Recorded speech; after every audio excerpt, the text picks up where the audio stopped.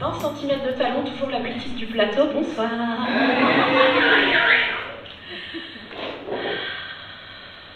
Qui était là en mars? Merci. C'est bien. Je racontais ma rupture, c'était pas très joyeux. Moi, je suis là pour ramasser les morceaux, mais limite, je préfère qu'on ait évacué les corps, pour être très franche. Donc, je suis récemment séparée et il y a plusieurs parties de moi qui ont décidé de réagir à ma rupture en décidant d'essayer de combler le vide laissé par mon partenaire, physiquement, littéralement. Alors, on va les nommer, c'est mon estomac et ma chatte. Alors, mon estomac, je comprends parce que je veux dire, ces vides ont rempli, ça fait un certain temps qu'il assure ma survie comme ça, il n'y a pas de problème, je suis d'accord avec le projet. Par contre, ma chatte, j'étais un peu surprise de l'avoir rejoint la coalition. Mais bon, elle a eu une phase gothique où elle voulait un tatouage et un piercing, et une autre, elle acceptait que du bio, elle a une vie intérieure très riche. Donc je me dis qu'avec un petit peu de chance, ça va passer tout seul. Mais ouais, je sais pas si vous vous rendez compte de ce que c'est que d'être à la fois extrêmement excité quand on est aussi très demi-sexuel dans une nouvelle ville. Ce qui se passe, c'est que je peux pas me reposer sur mon réseau existant, ça c'est ouf. Et moi, le plan rapide avec une nouvelle personne comme ça, j'y arrive pas. Ça me demande un effort émotionnel en fait que je suis pas prête à investir vis-à-vis du résultat que j'en attends. Donc je le fais pas. En orgie, moi, je suis la meuf qui vient, qui regarde, qui papote, et qui repère des gens avec qui peut-être la prochaine fois, s'ils sont là, ben, on pourra peut-être faire quelque chose. Voilà.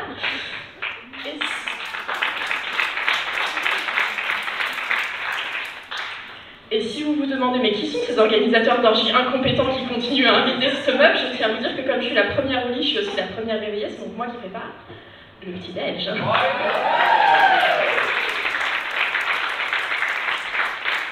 Les cris d'amour que je reçois quand je tends une assiette de pancakes à quelqu'un que je connaissais pas la veille me nourrissent beaucoup plus que le meilleur des orgasmes, franchement.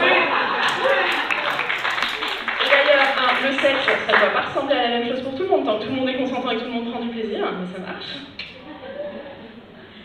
Néanmoins, en ce moment, il y a quand même deux choses qui tournent à plein, c'est le casting de mes nouveaux partenaires et mon womanizer. Le plan, je vois qu'il y en a qui connaissent. Le plan, ce serait de trouver une ou deux personnes que je puisse revoir régulièrement, genre une fois par semaine, safe, des gens à qui je fais confiance, et compétents, comme ça on recommence, c'est un plaisir. Et bon, 3 éventuellement, je dirais pas non, 4 max. Et il faudrait que je les trouve avant que les piles du dit womanizer me lâchent, parce que je sens que le temps de vie de la batterie est de plus en plus court, et j'avoue que je commence à développer une certaine angoisse. Voilà, non, à 200 balles le tug, et je peux pas rester célibataire beaucoup plus longtemps, je vous avoue. Et là, je sais qu'il y a des gens dans la salle qui se disent non, mais ça va, c'est une meuf bof, c'est une meuf bonne, à quel point est-ce que ça peut être compliqué? Erreur très grave. Parce que s'envoyer en l'air, c'est pas forcément une activité de tout repos, et ma sécurité n'est pas assurée à tout moment. Je suis désolée, mais moi, on parle de se retrouver dans une pièce qui ferme, sans mes vêtements, avec quelqu'un que je connais depuis 2 jours, 2 semaines, mais certainement pas 2 mois, et généralement ils sont plus grands que moi aussi, et de garder tous mes organes. Parce que j'aime beaucoup vivre avec tous mes organes, même ceux que je ne sais pas à quoi ils servent, je suis persuadée qu'ils servent, en fait, hein, voilà. Et non, je me sens pas toujours parfaitement en sécurité. Il y a un type qui m'a proposé de le retrouver nu, attaché dans le noir. Ça ressemble beaucoup plus au début d'un épisode d'Esprit criminel qu'au début d'une belle histoire. Et soit dit en passant, je pense que c'est quelqu'un qui sait très bien qu'habillé avec de la lumière devant un café, il n'aurait pas ses chances. Moi, à mon avis, on parle de quelqu'un qui ressemble plus exactement à ses photos. Si c'est ses photos, je mets 3 pour la créativité, mais j'y vais pas. De toute façon... À qui c'est arrivé, levez les mains, on a du temps. Je vous aime. Il n'y a qu'un 6 mec d'ailleurs, pas très déconstruit, pour quand j'adresse un problème de sécurité, me dire non mais ça va, moi je suis pas du tout comme ça. Comme si tous les serial killers du monde étaient attribués du même défaut de diction qui les empêche de dire non, je te rassure, je suis un mec bien. Et du coup, moi, pour savoir si j'accepte un plan qu'on me propose ou pas, j'ai une technique très simple que j'avais envie de transmettre aujourd'hui. J'imagine que si je devais porter plainte le lendemain, est-ce que les flics vont me prendre au sérieux? Non, je déconne, on est en France, je sais très bien qu'ils vont pas me prendre au sérieux.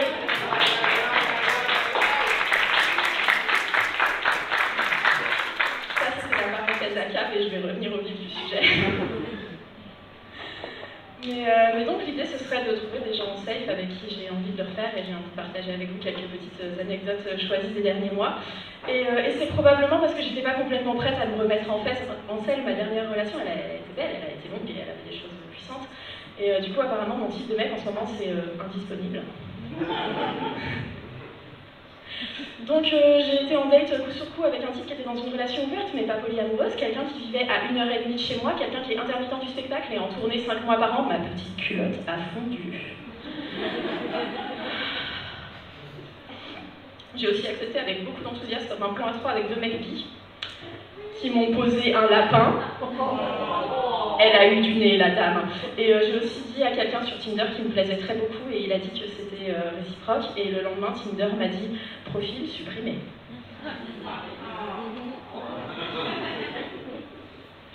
Et j'ai aussi eu mon lot de papas divorcés qui sont disponibles qu'1 semaine sur 2. C'est là que j'ai su que j'avais pris de l'âge.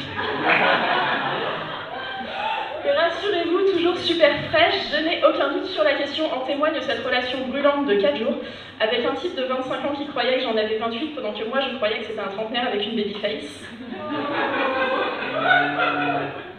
Ne draguez pas en dehors des apps, c'est périlleux.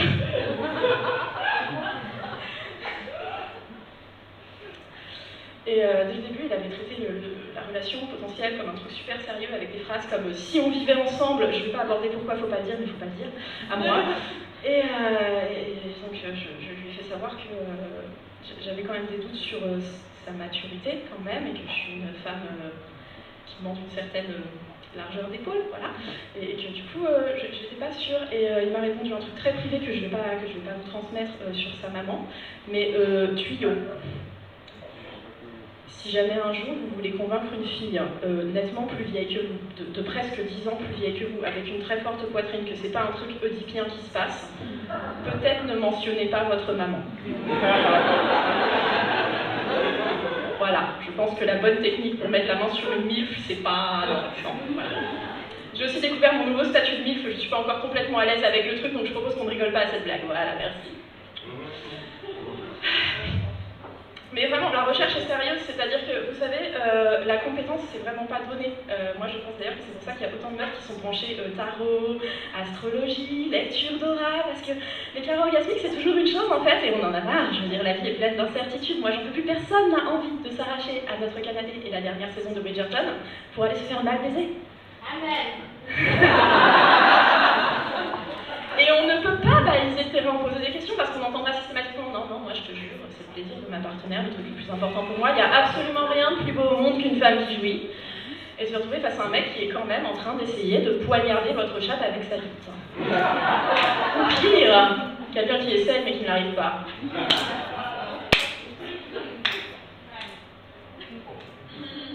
Oh putain, je suis désolée, ça n'arrive jamais.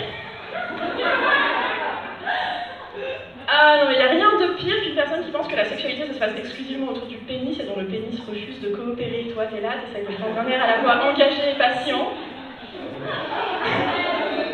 T'as envie de dire un truc, mais il est possible que si tu dises un truc, tu l'envoies en thérapie longue sur le poids de la masculinité.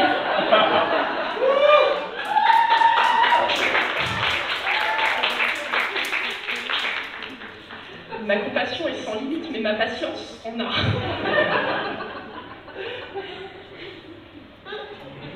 Pour revenir sur Oedipe, là, ça s'est bien passé au début, il avait vraiment très envie de me faire plein de câlins et j'avais vraiment très envie d'en recevoir et du coup on a quand même décidé de tenter un truc, voilà, léger, hein, et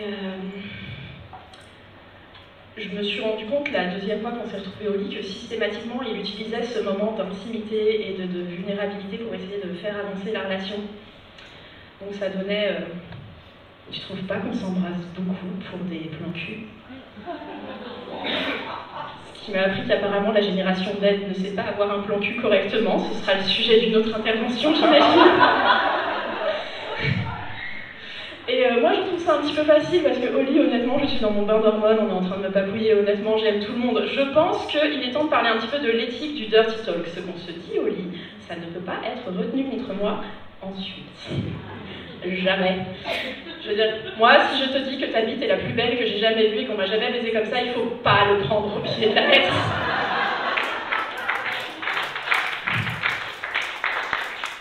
Mais de la même façon, je veux dire, genre la bienveillance va dans les deux sens, ce recul s'apporte aussi à moi. Si quelqu'un me dit je t'aime au lit, moi je réponds systématiquement tu aimes ce que je te fais. Voilà, faites comme moi, désactivez les bombes. Parenthèse sur le dirty talk, et d'ailleurs je me suis trouvé un kink absolument dévastateur sur l'adoration verbale. J'ai eu la chance de chevaucher quelqu'un pendant qu'il me répétait que mon énergie sexuelle est absolument renversante, hein, que mon corps est le plus beau qu'il ait jamais vu. Que ma chatte est tellement puissante qu'il n'y a jamais vu ça, et qu'en gros avec mon énergie sexuelle on pourrait alimenter une ville de petite taille.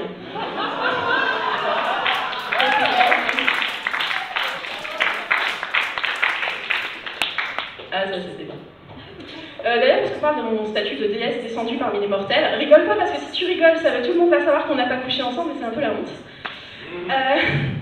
J'ai eu l'occasion de dominer quelqu'un, voilà, ces derniers mois, et je dois dire que c'était la première fois de ma vie qu'on me remerciait pour l'honneur d'être en ma présence. J'ai pas détesté. Ouh là là là là. J'ai pas le temps de vous raconter toute la session, mais j'aimerais quand même vous dire que j'ai fait un polaroid de cette personne agenouillée avec de la cire chaude en train de solidifier sur son dos, et ensuite je l'ai mis à développer devant ses yeux pendant que j'utilisais un martinet. Je me sens tout permis. Je me sens tout permis. Yes. Et je suis partie avec un sacré tas de pognon aussi. Non, pas d'amour pour les TDS, c'est pas grave, hein, j'ai quand même touché l'argent.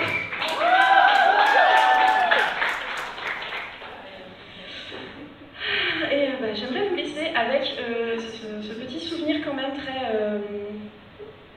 Moi je suis encore dans la confusion vis-à-vis de ça, du mec qui m'a demandé où est-ce que tu veux que je jouisse.